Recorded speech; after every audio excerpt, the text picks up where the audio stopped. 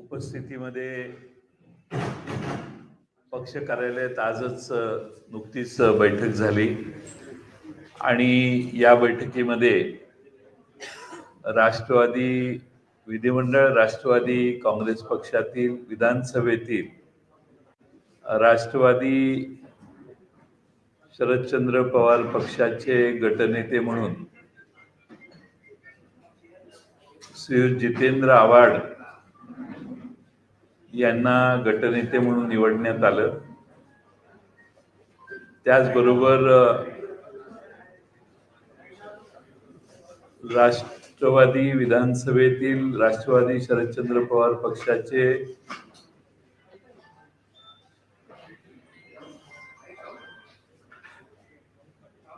मुख्य प्रतोद म्हणून रोहित आर पाटील यांची निवड करण्यात आली आणि त्यांना जोडून प्रतोद म्हणून माननीय उत्तम जानकर साहेब यांची निवड करण्यात आली। विधिमंडळातील विधान परिषदेचे आमचे सदस्य आज उपस्थित न झाल्यामुळे विधिमंडळ पक्षाचे नेत्या बाबतीत पुढच्या काळात बैठक होईल। पुढे अधिवेशन चालू असताना त्यावेळी त्याचा निर्णय होईल। आज सर्व 10 पैकी 9 सदस्य आमचे उपस्थित होते। 10वे संदीप क्षीरसागर यांच्या मतदारसंघात त्यांचा सत्काराचा कार्यक्रम असल्यामुळे त्यांना अनुपस्थित राहण्याची परवानगी देण्यात आलेली होती, तरी ते उद्या येऊन या प्रस्तावाला पाठिंबा देतील। आज विधिमंडळात राष्ट्रवादी काँग्रेस पक्ष हा महाराष्ट्रातल्या जनतेचे प्रश्न धडाडीने मांडेल। आमची संख्या कमी जरी असली तरी महाराष्ट्रातल्या जनतेचे प्रश्न मांडण्याचा काम प्रभावीपणाने आमचा पक्ष करेल। जितेंद्र आव्हाड यांच्या नेतृत्वाखाली आमचे सगळे विधानसभेचे सदस्य विधानसभेत चांगली कामगिरी बजावतील। आम्ही काही प्रश्नांच्यावर देखील आज चर्चा केली। त्यातला सगळ्यात प्रमुख चिंता आमच्या समोर ही आहे की नुकत्याच झालेल्या विधानसभेच्या निवडणुकीमध्ये 5 वाजल्यानंतर जवळपास 8% जास्त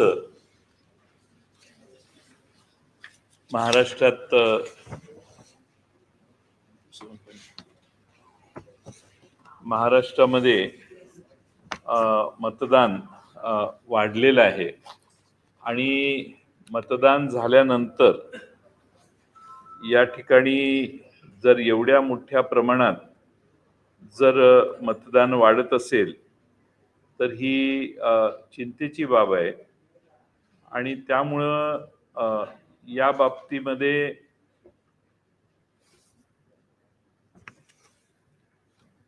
सर्वांनी चिंता व्यक्त केली आणि ती चिंता व्यक्त करत असताना हे मतदान कसं वाढलं, हे वाढण्याचं शेवटी आम्हाला असं सांगण्यात आलं की EVM मशीन हे सिंपल कॅल्क्युलेटर आहे आणि मतदान झाल्यानंतर रात्रीपर्यंत सतत मतं वाढत जाणं आणि त्यांची आकडेवारी बऱ्याच ठिकाणी C17 जो फॉर्म मतदान पूर्ण झाल्यावर अंतिम आकडेवारी दिली जाते त्याच्याशी न जुळणं ही फार गंभीर बाब आहे।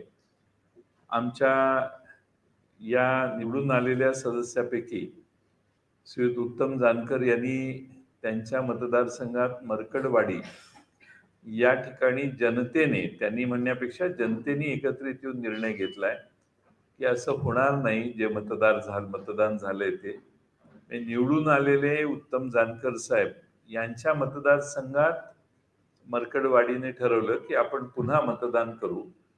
मंगळवारी ते मतदान दिवसभर होईल आणि आपल्या चॅनेल समोर मीडिया समोर त्याची मतमोजणी देखील होईल। त्यांचा गावातल्या लोकांचा असा दावा आहे की एवढी मतं विरोधात जाऊ शकत नाही।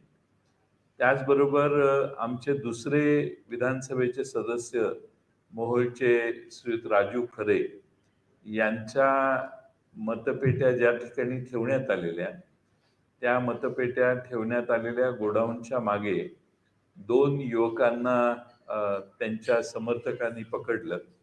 त्यामध्ये त्यांच्याकडे 14 लॅपटॉप, 14 मोबाईल फोन्स होते आणि ते बिहार आणि उत्तर प्रदेशची मुलं होती. त्यांना पोलीस स्टेशनमध्ये श्रीयुत राजू खरे हे घेऊन गेले. पोलीस स्टेशनमध्ये गुन्हा नोंदवण्यात आला नाही.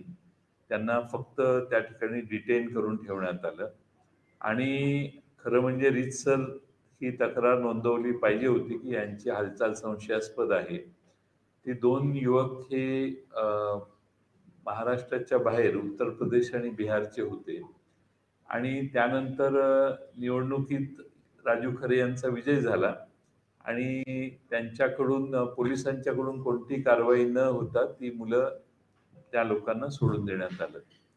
असे प्रकार महाराष्ट्रात अनेक ठिकाणी झालेले असतील असा समज आहे आणि त्यामुळं महाविकास आघाडीच्या वतीने महाराष्ट्रात निवडणुका या कागदावर व्हाव्यात, बॅलट पेपरवर व्हाव्यात, हा जो आग्रह आहे, त्या आग्रहाला राष्ट्रवादी काँग्रेस पक्ष देखील पुष्टी देतो, पाठिंबा देतो आणि महाराष्ट्रात कालच श्रीयुत बाबा आढाव साहेबांनी जे लाक्षणिक उपोषण आणि आंदोलन केलं,